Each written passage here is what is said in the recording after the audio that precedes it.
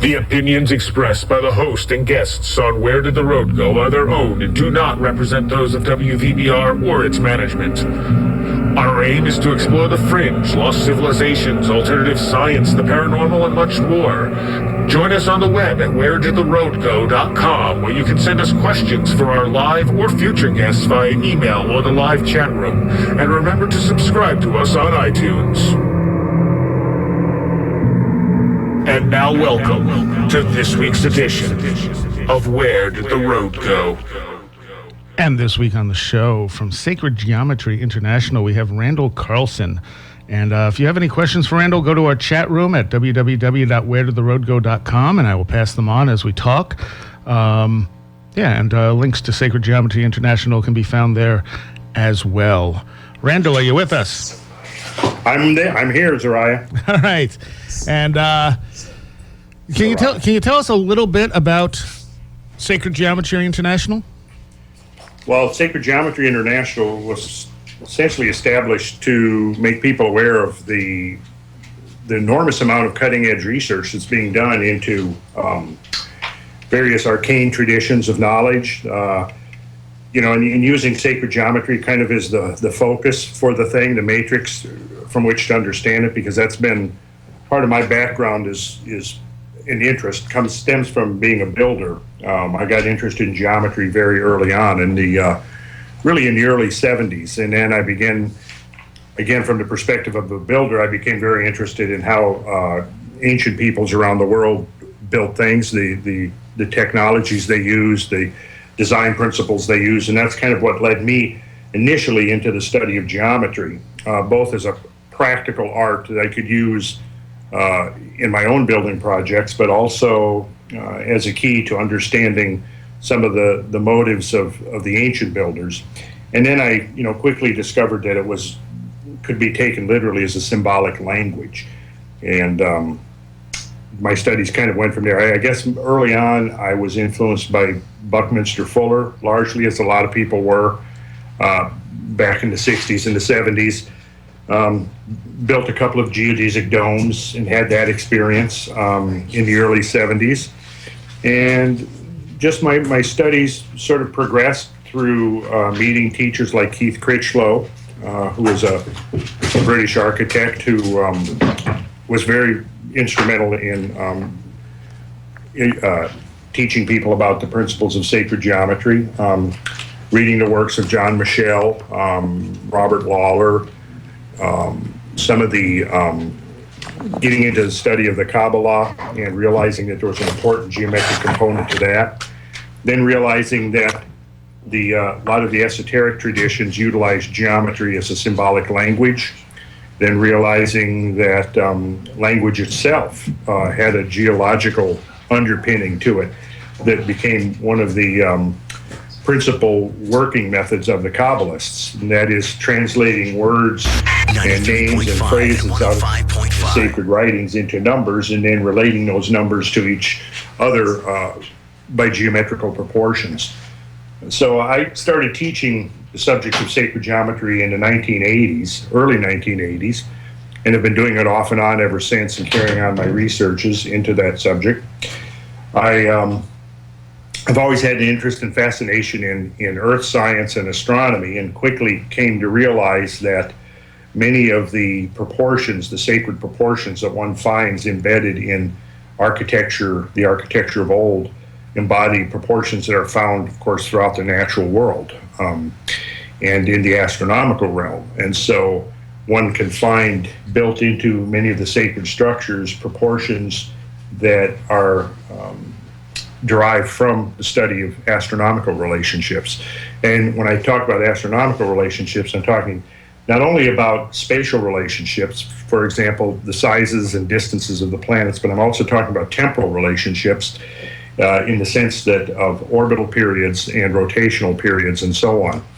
And one of the things that led me in, I guess when I was made my first trip to Europe in 1988, I believe it was, and began to visit cathedrals in an attempt to decode some of the symbolism of the Gothic cathedrals. One of the most prevalent images that I found was the references to the Great Ear. And so I got interested in this concept of the ancient model of time, which essentially is cyclical, as contrasted with our more modern view of time, which is linear, that there was some starting point or some definite endpoint. But in the ancient models, it was cyclical. And the cycles unfolded according to a certain tempo, and this tempo was governed by the same proportions that one finds in the study of sacred geometry. Then from there, you could say it was led into the study of the geological evidence, because the geology, the rocks of the earth, actually carry the imprints of various of these cosmic changes. And as I learned more about that, I realized that the tempo that scientific models were presenting to us seemed to be governed again by the same ratios that was one was finding throughout these other domains of information. So that led me into my current research, which is essentially looking at the temporal periodicities and the timing of the great global Earth changes, and have discovered there's a strong correlation between archaic models and modern scientific models, which strikes me as a fairly important thing for people to understand these days. And having communicated and talked to many geologists over the last 20 years or so, I've realized that not that many of them are aware of the fact that there's this whole corpus of information that we've inherited from the ancient world that has direct relevance to our own quest to understand whether there are the timing and tempo of the great changes. You see, when I came of age, the model of Earth change was strictly uniform. Even it was called uniformitarianism, and that was the model that prevailed for most of the 20th century. Now, if you go back to the early days of Earth science, early 19th centuries, most of the early 19th century geologists, although they weren't really called geologists back then, but the natural philosophers and the researchers and so on, they, for the most part, looked at various evidence within the Earth itself and had concluded that there had been great catastrophes. As the 19th century progressed, that idea fell out of favor and was replaced by what we could call Lyellian gradualism, which was named after Charles Lyell, who was one of the, along with James Hutton and James Playfair, who basically expounded this idea that all Earth change could be understood by reference to things we see going on today, and to assume that there had been processes on a scale beyond what we have observed today was considered to be unscientific. And so we see that in the early days of geology, most of the founding fathers of geology were catastrophists who believed that Earth had been shaped through great catastrophes. As that fell out of favor and we come into the 20th century, we see that paradigm almost completely replaced by the uniformitarian or the gradualistic paradigm, and that more or less became the dominant belief system, and anybody who deviated from that was more or less branded a heretic or somebody out on the fringe. However, what's happened, though, is particularly the last quarter of the 20th century, the evidence for catastrophes in Earth history became so overwhelming that we now see what I consider a resurgence of catastrophism, or a new catastrophism. And what I'm trying to do with it is to show that those who are now recognizing that Earth has gone through two modes of change, the gradualistic change that has prevailed basically through historic times and through modern times, is frequently punctuated by catastrophic change, short-lived, concentrated, intense change, and that our awareness and understanding of that mode of change can be immeasurably enhanced by reference to much of the ancient writings and ancient traditions and so forth that have generally just been taken as pure myth. But now we realize that behind these myths, there are records of real events. Okay, wow. So sacred geometry in itself is these numbers being recorded in these buildings and these structures and stuff, and they're pretty consistent no matter where you go in the world, aren't they? See, I lost you. That's okay. The sacred geometry Yes. is these numbers being embedded into these buildings, into these structures and such, and they're pretty consistent wherever you go in the world, aren't they? Yes. And these are Yes, very yeah. ancient structures. We're not talking about stuff that was built recently. No, we're generally talking about structures that are ancient, although they come down as recently as the Middle Ages, because we certainly find the symbolism embedded in the Gothic cathedrals and structures that were built in Southeast Asia, such as Angkor Wat, which embodies the cycles as they were basically expounded upon in the Vedas, in the Vedic tradition. So the proportions that one finds in the yugas, which are the term for the time cycles in the Vedas, are built into the dimensions of the ground plan of Angkor Wat, as an example. Also, Angkor Thom is another one nearby there that reflects these numbers. You can also find the same thing expressed in the last great wave of architectural activity in Mesoamerica, pre-Columbian Mesoamerica, 11th, 12th, 13th century. Why do you... Go ahead. Go ahead. Why do you think these numbers were so important that they had to embed them in these structures? Well, for two reasons. Number one, I think that the numbers themselves reflect fundamental proportions that seem to be germane throughout all of creation. So in order to understand creation and to try to reflect their model of creation, which was basically the work of a divine architect, if you will, the motive was to try to create structures that reflected this higher order as they perceived it and understood it. Secondly, like as in the case of the Angkor Wat and the Vedic traditions of time, all of these concepts, whether we're talking about the Mayans or the ancient Indo-Aryans or the megalithic builders of the British Isles, the ancient Egyptians, we find the same idea that you had these great cycles, and that the termination of these cycles were always involved catastrophic upheavals. And so I think that would be a very pragmatic reason for attempting to... as a warning. As a warning, yes, exactly. So I think there's a dual reason, both from the creative end of it, but also from the destructive end of it, because you have this dualism going on there, in that our world, as we inhabit it, manifests these relationships. We could call them they were referred to by one researcher, by the name of J. Hambidge, back in the early 20th century, as dynamic symmetry. And essentially these relationships that can be the square root of 2, the square root of 3, the square root of 5, the phi number or the golden number, several others, these were found ubiquitously throughout the natural order. They're also found prevalent throughout all of the ancient sacred architecture. It seems to be one of the criteria for defining what constitutes sacred architecture. Seems to be this presence, this ubiquitous presence of this geometry. But built into this, like when you walk up to Chartres Cathedral, you walk into through the western portal there. It's called the Portal of Judgment, and you see an effigy of Christ in glory enclosed within the vesica. The vesica, or the vesica piscis, is the fundamental form of sacred geometry, or just Euclidean geometry in general, and it's the form out of which all other form emerges. So it has this sort of this feminine symbolism to it, in that it could be construed as a womb, because out of this womb emerges all of the forms and patterns and figures of geometry. And it's also thought of it just as a womb, as a gateway between two domains or two realms. The vesica was considered to be a gateway between two realms. And so we have Christ in majesty seated in the vesica, which represents the gateway between two worlds. But surrounding that are the four creatures that we find,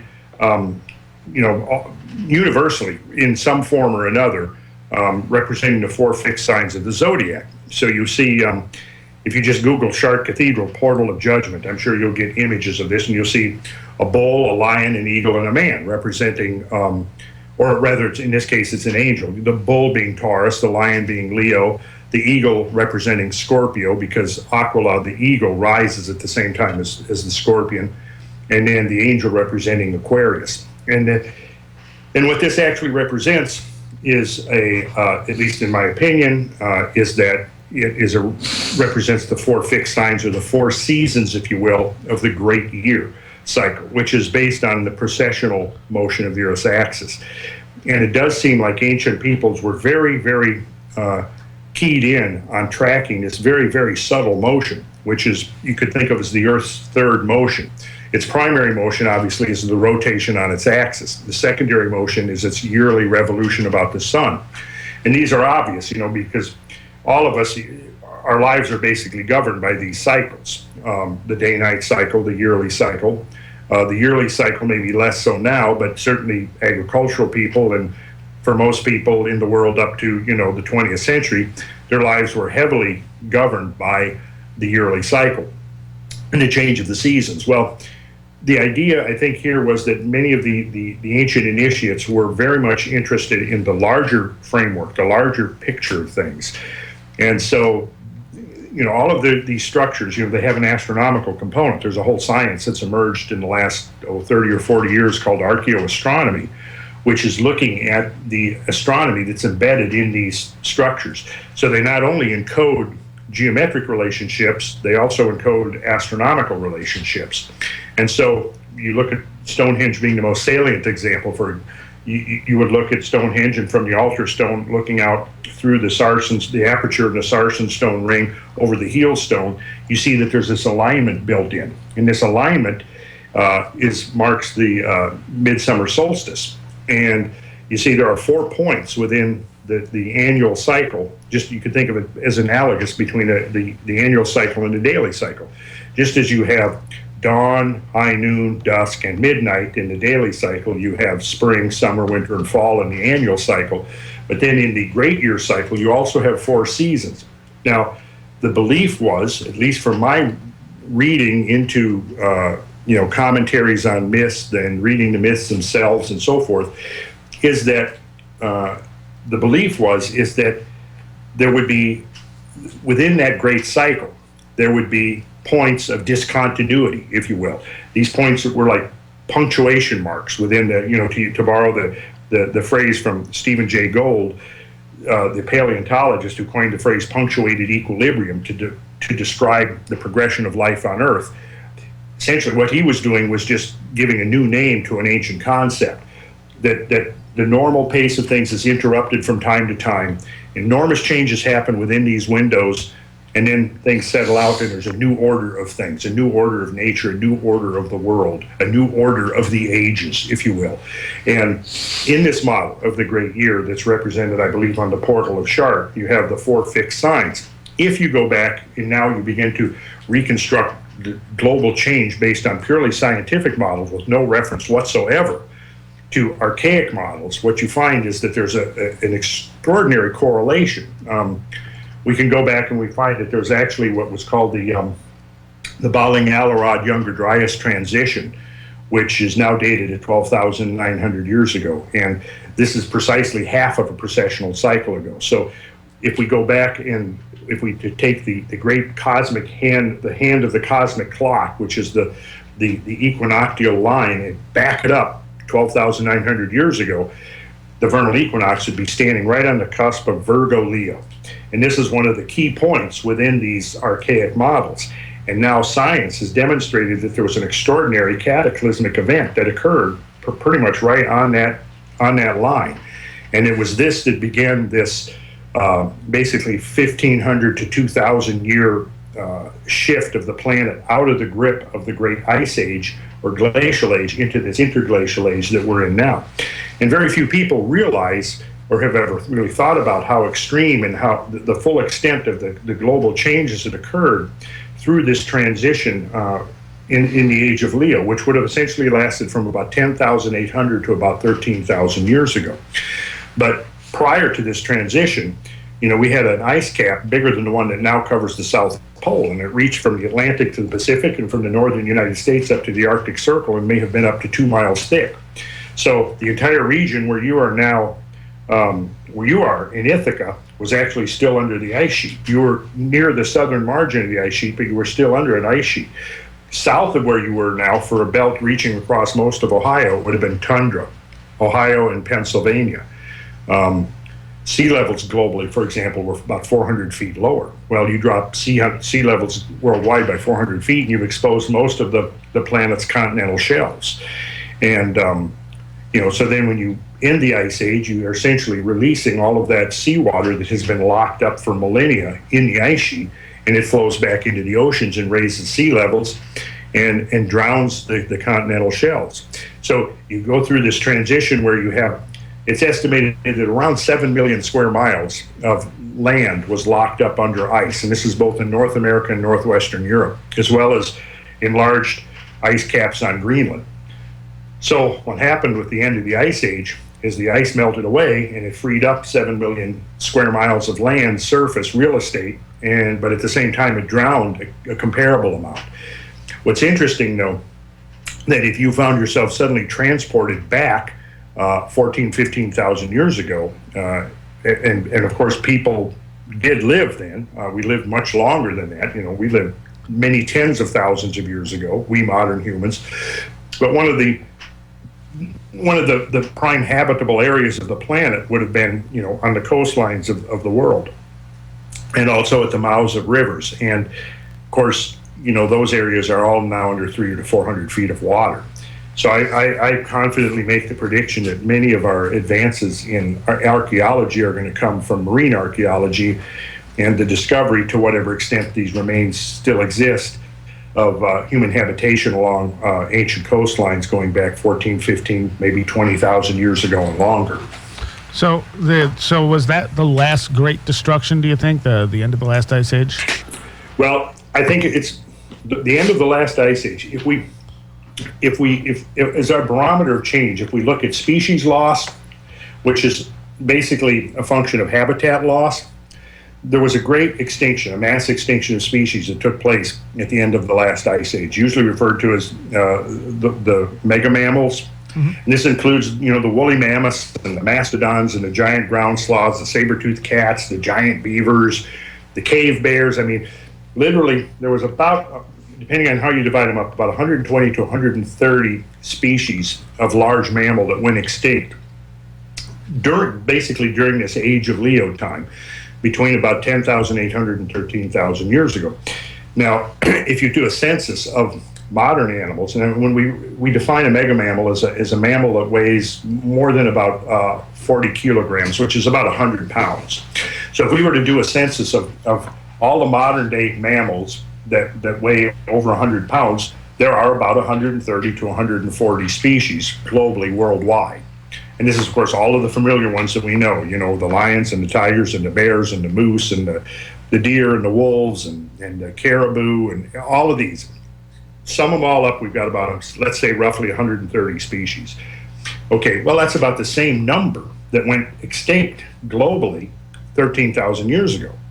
And if we push the clock back to 15,000 years ago, we see that the number of species of large mammals was almost double what it now is.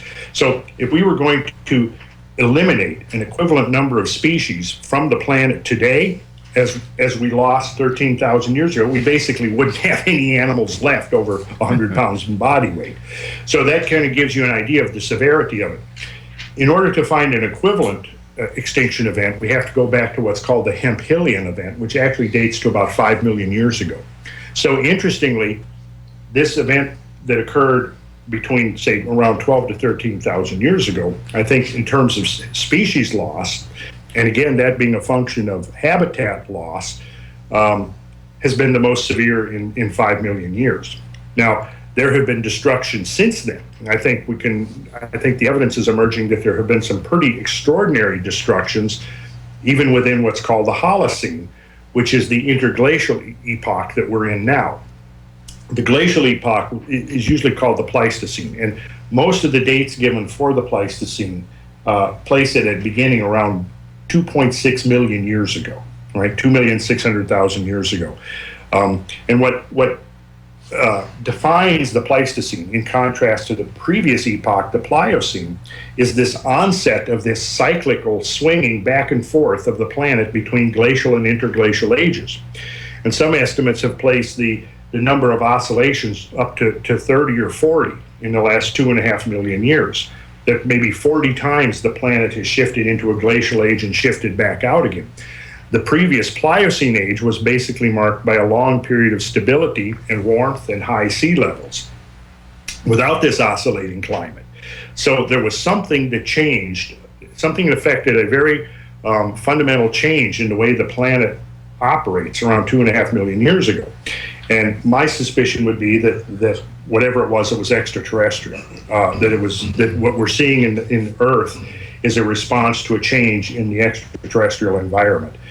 So we come through 2.5 million years of these oscillating glacial interglacial ages, and now we're in what's called the Holocene, the modern age, which is an interglacial age or interglacial epoch, and it's no more than 9,000 or 10,000 years long.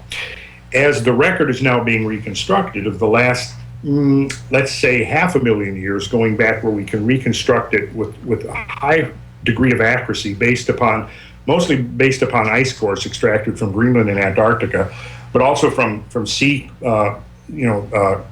drill cores taken from the sea bottom, from stalactites in caves, from palynological studies, which is the studies of pollen. I mean, many different kinds of things by which we can map out the changes in vegetational patterns as a response to climate change and so on.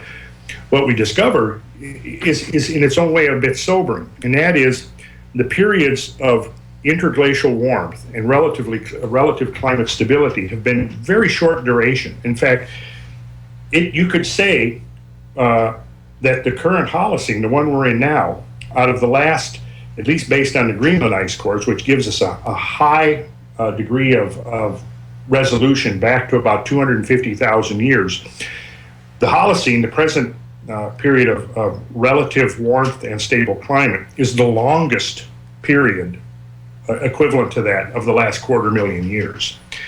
In other words, there's been no period that has lasted typically longer than 6,000 or 8,000 years before catastrophe has entered the scene. And we've already exceeded that by a couple of millennia. So from that standpoint, maybe we shouldn't take things for granted. It's very, very true. All right, I got to take a quick break here. We'll be back in 45 seconds with Randall Carlson. Okay.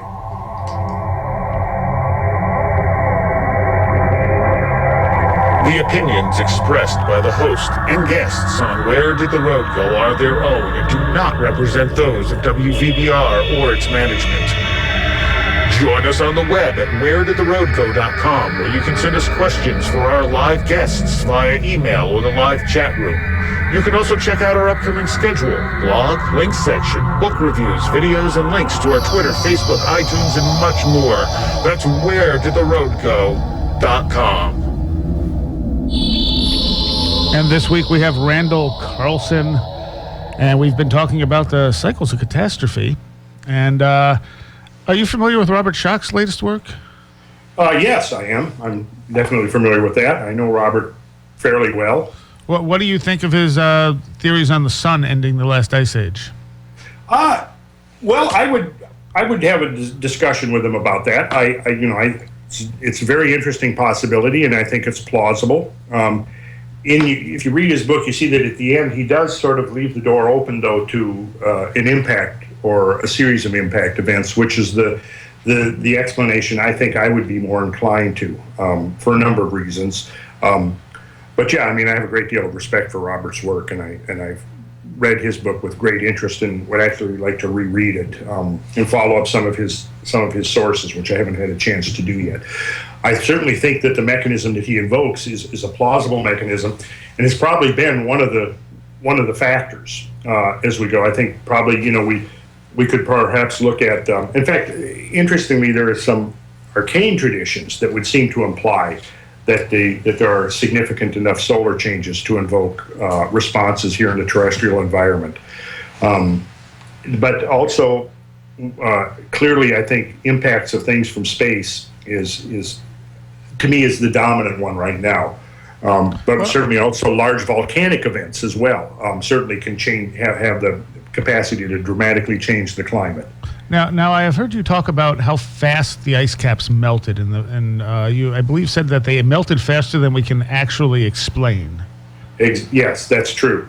Back in the early 70s, you see, initially there was a lot of assumptions made back, let's say, pre-radiocarbon dating, as to the duration of ice sheets and how long it takes them to form, how long it takes them to melt. You know, at the birth of modern Earth science, essentially coincided with the end of what's called the Little Ice Age. And during the Little Ice Age, glaciers globally expanded to their greatest extent in 10,000 years. A lot of people don't know that. So it's important, I always try to, when we start talking about modern climate change, I think it's important we place that into context. And when we talk about, the climate having, how much it's warmed in the last 150 years, we have to realize that we were coming out of a 300 to 400 year cold spell that was the coldest the planet has been in 10,000 years. So, glaciers worldwide grew to their greatest extent since the end of the Great Ice Age. In any case, with the advent of modern geological science, you had observers out essentially who could see the shrinking of the ice caps that had grown throughout the course of the Little Ice Age. And based upon rates of recession that they had actually observed, let me digress for 1 second. It's what they observed through the course of the Little Ice Age and the effects that they saw when the glaciers, for example, grew down out of the Alps into the Jura Valley. They created a whole suite of geomorphological features, creating moraines, creating eskers, erratic boulders. When the ice receded, it left this glacially sculpted terrain in its wake that these astute observers could see firsthand. Well, what they saw was that these features were a smaller scale of these much larger features that they had also been observing, that they weren't able to explain except perhaps by recourse to the Noachian deluge, Noah's flood. Well, in any case, based upon the rates of recession of the ice, of the Little Ice Age, they extrapolated to the assumed rates of recession for the Great Ice Age.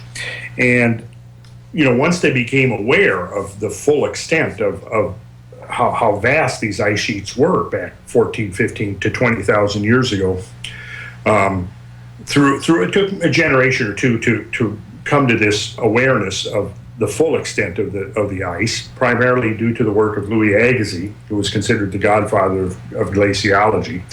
But they then sort of extrapolated and assumed that you had, perhaps 30, 40, 50,000 years or more, maybe 100,000 years for the planet to go shift into an ice age and shift gears to come out of an ice age. And this is the idea that pretty much prevailed in all of the literature and all of the models up until the 1960s. What changed was the invention of radiocarbon dating. And as radiocarbon dates began to accumulate, it became apparent that the whole process had happened much quicker than anybody had previously imagined. So that, for example, dates started showing up of forests growing in Canada where the ice sheet was, for example, 40,000 years ago. Well, if 40,000 years ago there were forests growing across central Canada, then there obviously wasn't ice there. So right there, that constrained the window in which the ice age event could play out. But so by the early 1970s, enough radiocarbon dates were in hand and enough evidence had come that contradicted these long, slow, drawn-out models, that they held a series of conferences, I think between 1973 and 1975, where they examined the radiocarbon dating and looked at the rates at which the ice had disappeared. And they realized that at, say, roughly 14,000 years ago, the whole ice complex was, for the most part, still intact. By 8,000 years ago to 9,000 years ago, it was gone. So the window to get rid of the ice contracted like by an order of magnitude. So here now you're going from tens of thousands of years to melt away the ice to perhaps 5,000 years. Well, This created a problem, see, because number one, you have to have heat in order to melt ice. And so they did some calculations as to the available heat, for example, in Canada today. And Canada today has very cold winters, doesn't it? And as does Ithaca, New York. And I'm from Minnesota, so I remember well shoveling my driveway as a kid growing up. And I think that's one reason I'm in Georgia at the moment. But nevertheless, come spring, it all melts and goes away, right? It doesn't form glacial ice and eventually become a mile thick, right? Well, you have to literally think of it this way. The onset of an ice age, basically, you have the onset of winter, but then winter doesn't go away for 10,000 or 15,000 years. And then finally, 15,000 years later, you have spring. Well, when the great spring, the great melting came, this was, again, 10 to 12,000 years ago is where the concentration of the melting occurred. So they did these calculations, which essentially were trying to determine how much heat energy would be necessary to melt the ice that fast. And when they calculated the available heat energy in Canada today, the number that they came up with was something on the order of 30,000 years to melt the ice. Because first of all, it's going to melt for those few months during the summer, but then winter's going to come, it's going to cease melting, and presumably even accumulate some, Then summer will come and it's going to melt some more, but the melting will be somewhat greater than the accumulation, and eventually the ice would be gone, right? Well, assuming a process like that, which is extrapolated from what we see going on today, it just didn't work. It was going to require, again, I forgot the exact number, but 25 to 30,000 years. Maybe it was even longer than that. Well, then they said, well, geez, where is the greatest heat energy available on the planet today? And basically it was tropical oceans. So then they redid their models, and with the idea that, well, let's look at it from the standpoint of the amount of heat energy available at tropical oceans.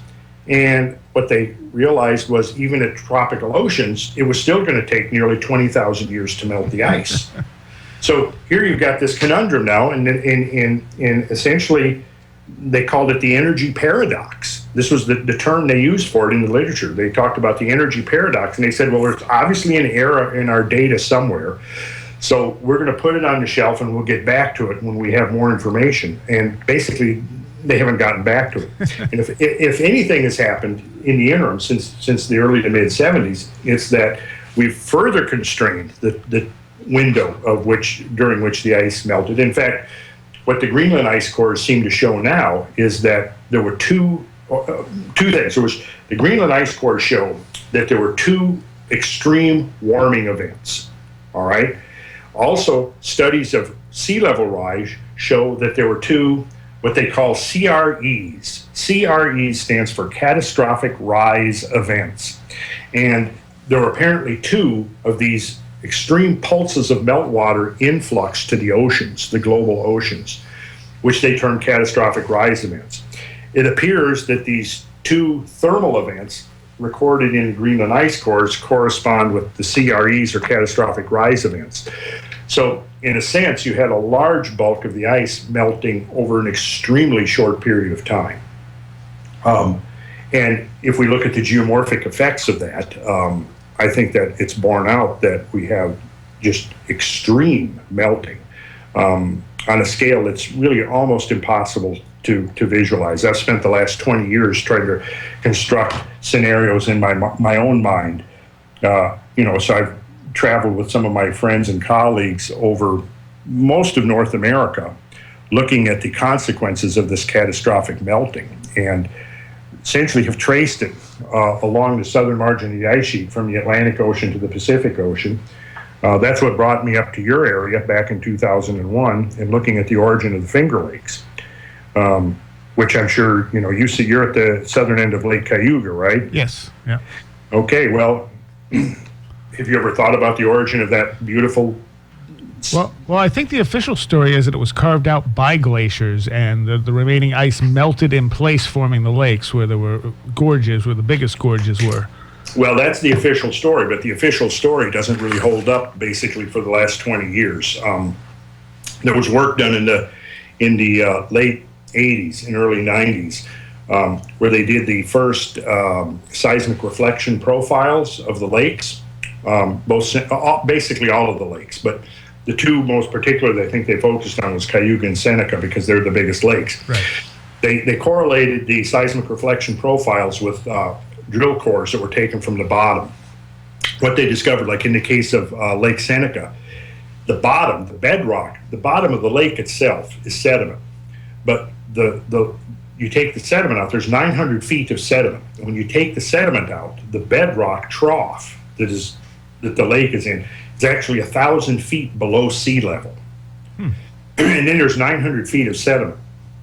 Well, the thing that shocked the geologists working on this was that with so much sediment, they assumed that if it had been created over a long period of time, that as you went down core, you would find that the sediment got progressively older, and it would probably be layered, sort of in a varve-like fashion, varves being the, whenever you have a lake that's fed by glaciers, you get these annual layers that are very distinct and easy to recognize. Well, when they took the drill core samples and looked at them, they saw essentially that the sediment filling the bottoms of those lakes is massive. It's not layered, it's not bedded, it's massive, and it was all younger than 14,000 years. So right there, the old model of a gradualistic formation for those lakes doesn't work, because either you had an event where if there was if the bedrock troughs were there, when the melting came, they would have flushed out anything that was there. Although what I'm arguing is that the gorges, the channels themselves were created by subglacial, highly pressurized subglacial floods that spewed out and inundated the valleys to the south of the lakes. And you actually find the valleys to the south of the lakes just filled with water-laid sediment. And in fact, if you go through the mountains, the hills in the south there, south of the valleys, what you can actually find is on the southern side of the mountains, you'll find huge erosional landslides and effects, giant boulder fields and so forth, that are consistent with water-laid sediment, not glacial-laid sediment. Now, when I had gone and visited the Finger Lakes, I had already been out west visiting very similar features out west, but they're called coulees. And there's one out there called Grand Coulee, for example. I don't know if you've ever heard of the Grand Coulee Dam on the Columbia River. Mm-hmm. It's the largest concrete structure in North America, the Grand Coulee Dam. Well, if you look at Grand Coulee, what you'll see is it's essentially there's a artificial lake in there now because they built a dam in it and they're using it as a reservoir. But if you look on Google Earth and you look at Grand Coulee and then you look at Lake Seneca, you will see that essentially they're identical. Huh. There's two differences though. In Grand Coulee, you've got erosion in basalt bedrock and you've got a semi-arid climate with no more than about 15 inches of rainfall per year. In western New York, where you are, you've primarily got Devonian shales and roughly, I think, 50 to 60 inches of precipitation a year, which of course creates lots of vegetation. And given the topography, the fact that you see the flow that created the Finger Lakes was to the south, although now the Finger Lakes drain to the north into Lake Ontario. But it's acknowledged by all geologists that now look at it that Grand Coulee was created by giant catastrophic floods, part of what's known as the Missoula floods. Have you ever heard of the Missoula floods? No. Okay, the Missoula floods are generally considered to be the largest documented freshwater flows known in the history of the Earth. And they occurred out in the Pacific Northwest, again, around 12 to 13, maybe 14,000 years ago, right in that same window that we're talking about. And we're talking about flows that are so extraordinary that it's difficult to even visualize. And I've taken numerous tours out there because you cannot talk about it or even show photos or slides and get it. You have to actually go to the landscapes themselves to get the impression of the scale of these events that we're talking about. But in the case of Grand Coulee, the water flow that was involved in carving it out was about 350 million cubic feet per second. Well, how much is that? Well, the largest discharge of any river in North America is the Mississippi River, which dumps into the Gulf of Mexico. Its average annual discharge, I think, is around 250,000 cubic feet per second. In its greatest known historical floods, it topped out at just over 1 million cubic feet per second. Well, Grand Coulee was carved by a flow of 350 million cubic feet per second. So think about the Mississippi River and its largest historical flood, multiply that flow by 350, and now you've got the flow. Now, of course, another important difference is when we look at a flood like the Mississippi, it's a low gradient flood. So the water is moving relatively sluggish, maybe 5 to 8 miles an hour. When we look at the floods out of the Pacific Northwest, what we see is water moving at 50 or 60 miles an hour. And so its force is extreme. And so I don't think you'd find a geologist that would declare that you required much more than a couple of weeks to cut Grand Coulee. Grand Coulee varies, it's about 52 miles long. It varies between 1 and 5 miles wide, and it's about 1,000 feet deep. Now, you picture an event that can carve out a canyon 1,000 feet deep, 50 miles long, in a matter of days or a few weeks, and you start getting the idea of the scale of these phenomena. Wow. Yeah. Now, again, what I'm going to suggest to you is check this out. Go to Google Earth. Beautiful, great tool for anybody doing this kind of research. Look at the images of the Finger Lakes, and then look at Grand Coulee and note the similarities between the two. I'm arguing that the Finger Lakes, the evidence of the seismic profiles, the deep erosion, the fact that there has so much sediment in it, the fact that the sediment south of the Finger Lakes is clearly water-laid, all of this suggests that you had. Well, and there's one more further piece of evidence, and that is that from the northern end of the lakes up to Lake Ontario, you have one of the spectacular drumlin fields of the planet. Do you know what a drumlin is? No. A drumlin is the old model is that a drumlin in some uncertain way was shaped by glaciers grinding over the landscape. But if you look at a drumlin from the air, essentially it's an earth form that looks like an inverted boat hull. And there's a team of scientists primarily out of Canada, headed by John Shaw and some of his, Bruce Rains and a number of others, that began back in the 1980s reinterpreting drumlins and saying, wait a second, there's been all of this arguing and discussion and debate as to how glaciers grinding over the landscape would create these elongated, elegant forms that look like inverted boat hulls. They weren't created by glaciers at all. They were created by water flow. Water flowing under tremendous pressure beneath the glaciers.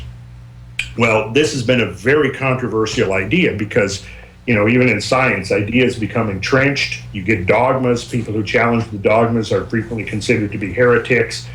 John Shaw is considered to be somewhat of a heretic by proposing that these drumlins are actually proposed by hydraulic means rather than glaciers.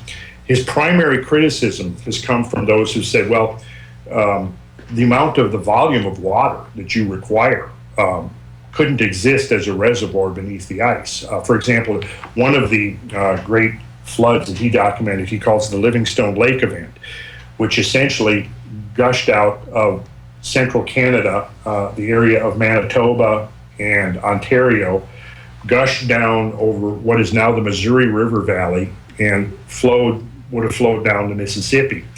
And he estimated the total volume of that flood at 84,000 cubic kilometers. Now that's just an inconceivable amount of water.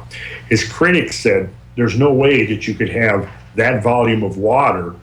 See, he didn't provide an explanation for the source of this water. He just said, well, clearly, in the laboratory models and so forth that he and his colleagues did, they were able to reproduce drumlin forms by hydraulic means, by showing that water flowing under pressure could actually shape the material of the ground into these inverted boat hull shapes. And his critics again said, well, the scale of this thing that you're talking about is so great that it would require a reservoir of water that would be impossible to retain under the ice. And he never has really had a suitable answer for that. Of course, from where I'm coming from, and my explanation is that he never had a reservoir, because what we're seeing is the evidence of an instantaneous melting on a large scale, and which allowed water to reach the base of a mile to 2 mile thick ice sheet, and then flow under the ice under tremendous pressure until it basically burst out in the form of an outburst flood along the southern margins. And so you can basically track these outburst floods all the way across the whole southern margin. You can go to the Midwestern states, from eastern Montana, the North and South Dakota, Minnesota, Wisconsin, coming all the way across, Finger Lakes being a spectacular example up in your area. All the way along the southern margin, you find what could be interpreted as gigantic meltwater floods, sometimes coming what's called supraglacially, meaning off the surface of the glacier, but all other times subglacially, coming from under the glaciers. And while I have not yet visited it, the evidence also is now showing up in the Yukon River and the Mackenzie River and some rivers flowing into the Arctic Ocean, that at the same time these tremendous meltwater floods were coming off the southern margin of the ice sheet, they're also coming off the northern margin of the ice sheet. And you're going to have a guest on, I think, next week, Rand Flemath. Yes, indeed. Okay, he talks a lot about pole shifts. I have a different take on pole shifts than his model, but okay. I was actually just going to ask you about that. Pole shifts? Yes. Well, he goes back to the work of Charles Hapgood, which I find Charles Hapgood was an extremely important player in the revival of catastrophism. And he wrote a couple of books, and Flemath, I think, has based a lot of his work on that of Charles Hapgood. Charles Hapgood basically postulated the idea that the catastrophes were provoked by a shift of the Earth's crust relative to its mantle, probably sliding over the asthenosphere. I looked into that idea, and actually in about 1980, 81, I procured Charles Hapgood's revision of his Earth-shifting crust called Path of the Pole. And I set out as one of my goals for my free time to read every reference that he had, and it was over 400 of them. And I think I managed to read about most of them. Over the course of the years, I've shifted my thinking into believing that the crustal shifts have taken place, but not to the extent that Hapgood postulated, and that they weren't a trigger of the change, but were a response to the change. And you see, that makes sense from what you would call a rheological standpoint, which is the study of the distribution of mass within the Earth. If you have a gigantic ice sheet piled up on the continent, it depresses the continent in what's called isostatic depression. And in the case of the Great North American Ice Sheet, it depressed regions of Canada sometimes perhaps up to 1,500 feet or more. In fact, I have in my slideshow, I have aerial photographs of the shorelines around Hudson Bay, and you can see that there are shorelines that have been steadily coming up since the ice has been removed. This term isostasy refers to vertical changes in the Earth's crust. So when you have a glacier forming, it depresses the crust. Imagine yourself sitting on a nice big cushy chair. You sit down, and your ass on the chair creates isostatic depression. Okay, when you get up, that's isostatic compensation. So when you get up, the cushion springs back to assume its former shape. And they're still springing back, aren't they? They're still springing back, yes, and of course at a much slower rate. But you see, here's the thing: because the Earth is oblate, there's a delicate balance between where, say, a given rock mass is on the surface of the Earth and its latitude and the speed at which it's rotating. Now, if you depress part of the Earth's crust by 1,500 feet, it's no longer at the latitude that would be consistent with that elevation. Likewise, if you raise the land 1,500 feet, it has to compensate somehow. Well, if you raise the land 1,500 feet, think of it this way: it's now out of sync. Because you probably know that the Earth is about 26 miles bigger in diameter through the equator than it is through the pole. Right. in round numbers, it's about 7,900 miles through the polar axis and about 7,926 through the equatorial axis. Well, so you've got this distribution of mass that's based upon its latitudinal difference from the equator. So if you are raising a section of land by 1,500 feet, perhaps 2,000 feet, it's no longer at the latitude where it would normally be in balance with the rest of the Earth's mass. So essentially, what I would argue is that once you begin that isostatic adjustment where the land begins raising up again, it's going to have a tendency to want to migrate towards the latitude at which that distance from its center of mass would put it in equilibrium, you see. So, and vice versa. And then bear in mind, too, that as you're melting all of this ice and releasing this tremendous, just hundreds of trillions of tons of weight off of Canada, you're dumping a large amount of that back into the ocean basins. And so the ocean basins are going to have to compensate as well. So as the land is coming up, the ocean basin floor is going to have to sink. And when you factor that in, along with the 400-foot change in sea level, I think that the mid-Atlantic ridge is kind of a hinge point. That's one of the thinnest places on the crust of the Earth is the mid-Atlantic ridge.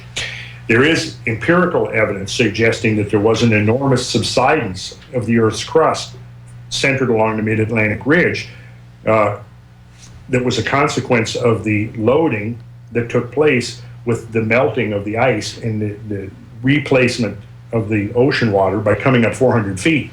There was a commensurate dropping of the ocean floor in an attempt to attain equilibrium. So I tend to look for my Atlantis idea basically in, sort of in effect where Plato said it was, which was west of the Straits of Gibraltar. And we find that there actually is a sunken plateau to the west of the Straits of Gibraltar called the Azores Plateau. And there's empirical evidence along the Azores Plateau that it subsided a great deal at the end of the last ice age. And right now there are huge mountains on the Azores Plateau, and what are now the Azores Islands are only the tips of those mountains. Huh. But think about this. If you drop sea level 400 feet, you're going to double the size of these islands. If you also raise the sea level floor by perhaps 1,000 or a couple of thousand feet, many of these islands are actually going to join into a single landmass. And if you also look at during the Ice Age, the route of the Gulf Stream, it basically just turned south about 5 degrees, 7 degrees further south than it now does. So it never really actually reached the British Isles. It turned south just north of the Azores Plateau. So during the Ice Age, regardless of where Atlantis may or may not have been or whether it really existed, during the Ice Age, one of the prime habitable places on the planet would have been some of those mid-Atlantic islands, which were essentially kept relatively warm and tropical by the Gulf Stream. Huh. Interesting. But his idea of Antarctica being the home of Atlantis is also because Antarctica was ice-free during the last ice age, wasn't it? Well, the ice in Antarctica has been extremely dynamic, and I think that there were large sections of it that were probably ice-free. I think that idea is controversial. I mean, it goes back to Hapgood. I haven't looked at the latest research, but I think most of the research suggests that the East Antarctic ice cap has been more or less intact for at least several 100,000 years, although the margins of it have fluctuated. I certainly would concur that I think that, there are many surprises that await us as we learn more about Antarctica. Some of the ideas about Antarctica being ice-free come from some of the medieval Portoland maps. Right. That seem to show regions of the Antarctica that were ice-free. And I think that that's definitely plausible. There was a period called the Hypsothermal. Immediately on the heels of the end of the Ice Age, there was a period called the Hypsothermal, was also called the climatic optimum, which lasted roughly from about 7,000 to about 9,000 years.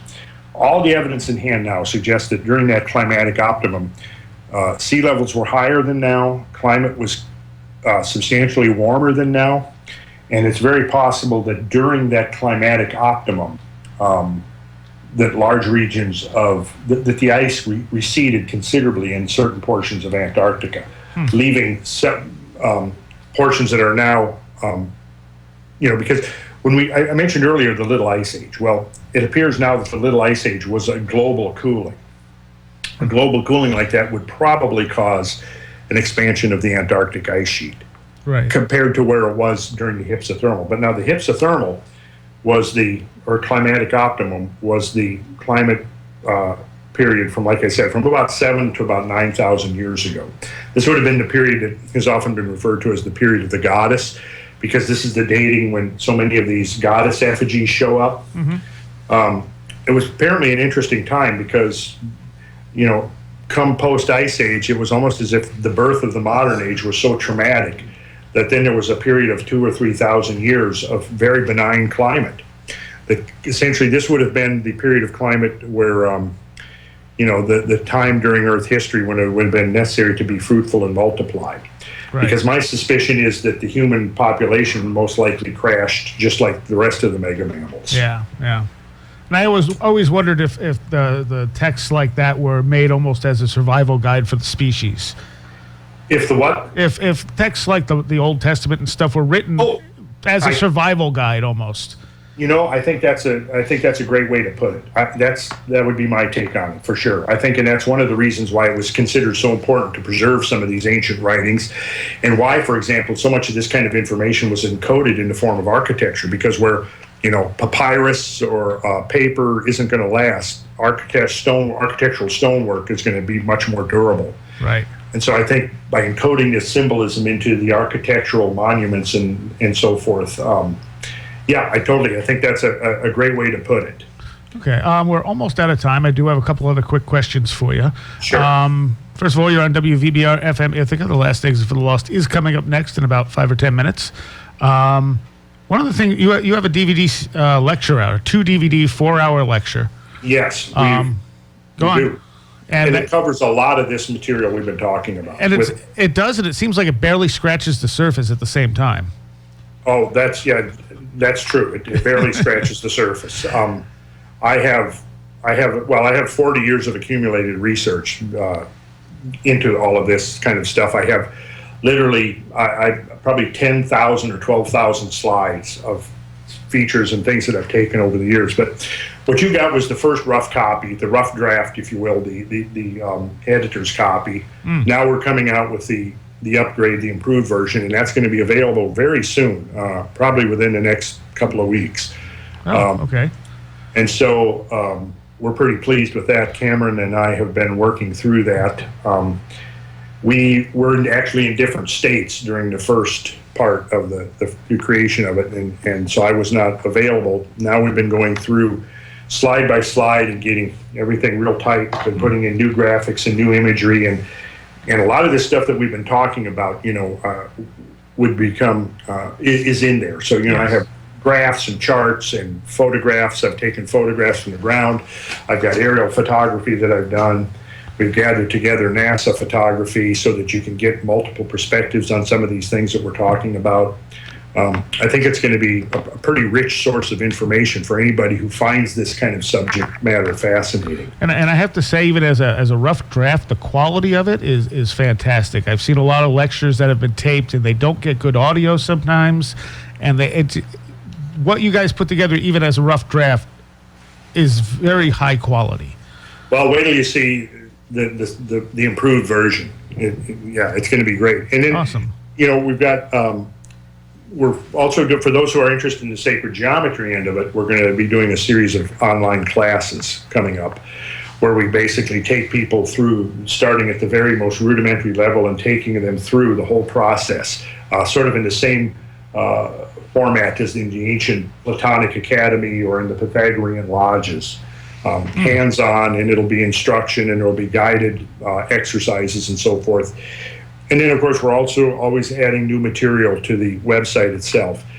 And there will be a link on the Sacred Geometry website to another website called cosmographicresearch.org, which you can go to, which has a lot of information and photographs regarding the geological and astronomical stuff we've been talking about tonight. Nice. And of course, that's all free. And that is, what's the website? Cosmographic Research.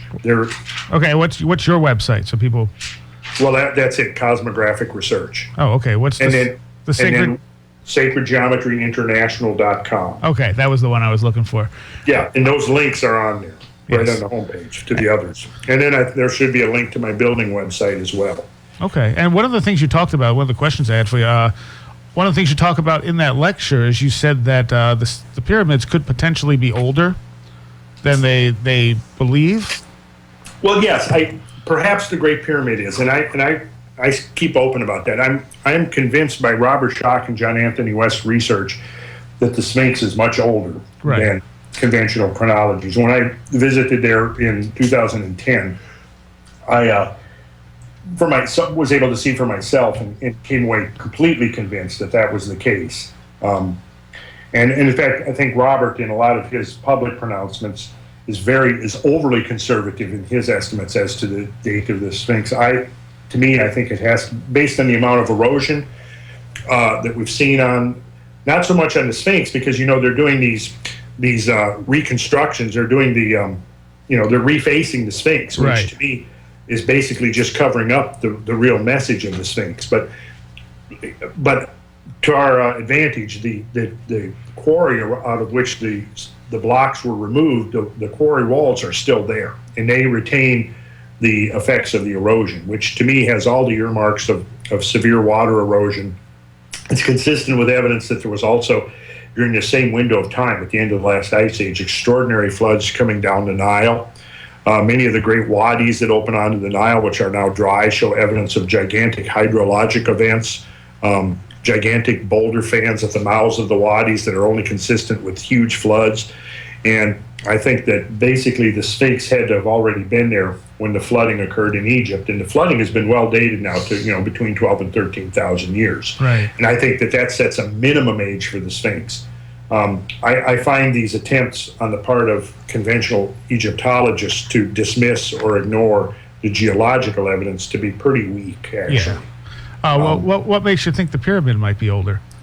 Well, part of it, there's no hard evidence on that. What we got, though, it's a lot of Arabic legends about pre-flood construction.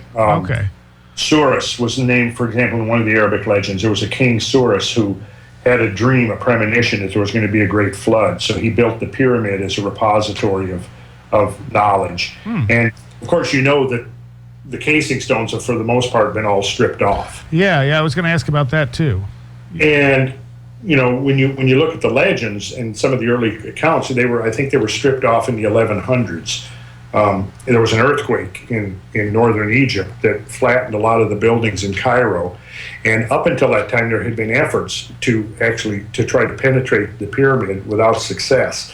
And because of the fact that the casing stones is this very high-grade, very dense limestone, and apparently the joinery was so tight and so close that there was nowhere that one could even get anything in there to try to lever a stone out. So nature came along and did the job for them by this tremendous earthquake. Apparently, there was some cracks that opened up in the casing stones that allowed them to then at the same time flattened all the buildings in Cairo. So they at that time began to systematically strip the casing stones, in what I consider the largest act of vandalism in history. But when you refer to the Arabic legends and some of the early travelers' accounts, it says that the entire outside of the pyramid was covered in inscriptions and symbolism. So I find that to be a very intriguing idea. Some of those stones must be in various mosques throughout the city of Cairo. I would have no idea where, but there are also legends, and I can't recall the source of these now because it's been a number of years, that would suggest that travelers, that certain guides pointed out water lines up on the Sphinx, on the pyramid, that they said was a remnant of the floods. So if that was the case, that's purely conjectural. It's not empirical evidence. But, I tend to concur with the conventional chronologies towards the rest of the Giza Plateau. I definitely believe that the Sphinx is much older. And I hold open the possibility that the pyramid also, the Great Pyramid of Khufu, was also much older. Nice. All right. Well, we got to wrap this up. I highly recommend people. I was just getting started. I know. I'm pretty sure we could take the next 6 hours very easily. But we'll just have you back on. How's that? Sounds great to me. It's been fun. All right. And maybe sometime we can have you live if you come back to Ithaca at some point. Yeah, I'd love to do that because I've been meaning to get back because there's a lot of things I was not able to see and document when I was up there. And I would love to get back. I love the area. Those gorges, to me, are just enchanted. I imagine you've been in some of them. Oh, yeah, a lot of them. Yeah, a lot of them. And we could actually go together, and I could begin pointing out some of the things to you that is unequivocal evidence for catastrophic flood flows. Well, that would be fantastic. Yeah, so you can see yourself firsthand. And your website one more time? SacredGeometryInternational.com. Okay. And cosmographicresearch.org. All right. And Last Exit for the Lost is up next week, as we mentioned a few minutes ago. We got Rand Flemath on the show. And, www.wheredidtheroadgo.com for everything associated with this show. And we're going to have some Psyche Corporation, as always, take us out. Thanks again, Randall. Well, thank you, Soraya, for having me on. Come in, do you read me? Do you understand the numbers pouring over your connection? To perfection, 583. Have you heard the singing soaking into our transmission? 21, 34, 55, 89, 144. Whence came this dream that haunts my mind? Behind a curtain, outside of time. Can you hear the ballet it plays, the whirring of the world? Can you hear the ballet it plays, the whirring of the world? Can you hear the ballet it plays, the whirring of the world? Come in, we hear you loud and clear. Beginning our conversion of the signal here. 233, 377, 610, 987. Whence came this song? Foreign and familiar. I sighted in the sky. Can you hear the ballet it plays, the whirring of the world? Can you hear the ballet it plays, the whirring of the world? Can you hear the ballet it plays, the whirring of the world? The great invisible empire is bashing down the door. Please this time don't mistake it for static or magic. Now it's time to be wary. You are getting to the heart of the universe. Ventricles and atria, chambers numbered 1597 and counting.